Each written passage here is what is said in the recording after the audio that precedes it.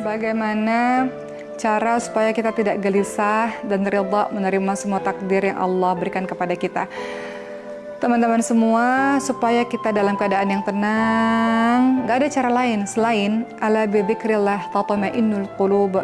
Kita ingat Allah dan insya Allah hati kita menjadi lebih tenang. Banyak berzikir kepada Allah Subhanahu Wa Taala, banyak mengingat-ingat Allah lewat hati kita, lewat lisan kita, lewat apapun yang kita lakukan. Kalau kita dalam keadaan yang dekat dengan Allah, semuanya akan baik-baik saja. Allah akan hilangkan kegelisahan kita, Allah akan hilangkan rasa takut kita, Allah akan menghapus air mata kita. Kalau kita bergantung pada diri kita sendiri, kadang-kadang kita nggak akan kuat. Tapi kita bergantung atau kita bersandar kepada yang maha besar. Siapa itu? Allah Subhanahu Wa Taala. Allah yang kasih permasalahan, Allah yang kasih jalan keluar, Allah yang kasih sakit, Allah yang kasih penyembuhnya. Semuanya Allah, Allah, Allah, Allah. Kenapa gelisah? Karena mungkin kita bergantung kepada yang lain. Yang lain tidak kuat, sama seperti kita. Siapa yang kuat? Allah Subhanahu Wa Taala. Itu pertama. Kemudian yang kedua, bagaimana ridha terhadap takdir dari Allah Subhanahu Wa Taala. Kita yakin bahwa apapun yang Allah berikan semuanya baik. Tidak ada takdir buruk. Semua takdir adalah baik. Kenapa ada kalimat takdir ini buruk? Karena kita menganggapnya buruk. Padahal semua yang Allah berikan kepada kita adalah baik. Allah kasih kita berbagai macam ujian.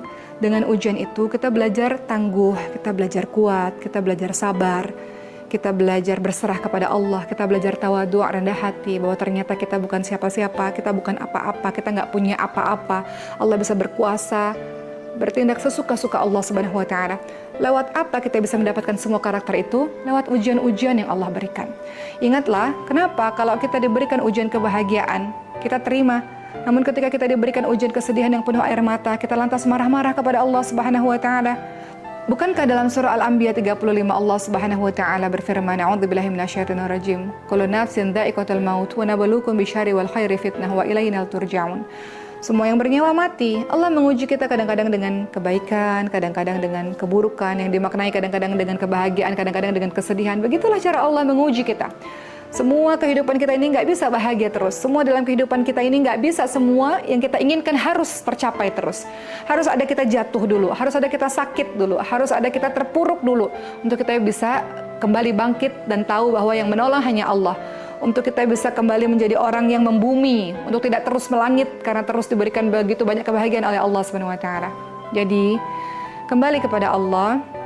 Kata Allah Subhanahu Wa Taala, "A'udzubillahi minasyaitonir rajim. Ya ayyuhalladzina amanu ista'inu bis-sabri was-shalah."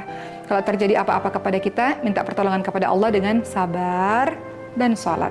Apa yang harus dilakukan? Ambil wudu, ambil sajadah dan menangislah kepada Allah sepuasnya. Insyaallah engkau akan baik-baik saja. Enggak ada dalam kehidupan ini jalan buntu. Kalau engkau menemui jalan buntu, maka engkau bisa memanjat atau engkau bisa balik arah. Pasti selalu ada jalan atas semua permasalahan hidupmu, insyaallah. Semangat!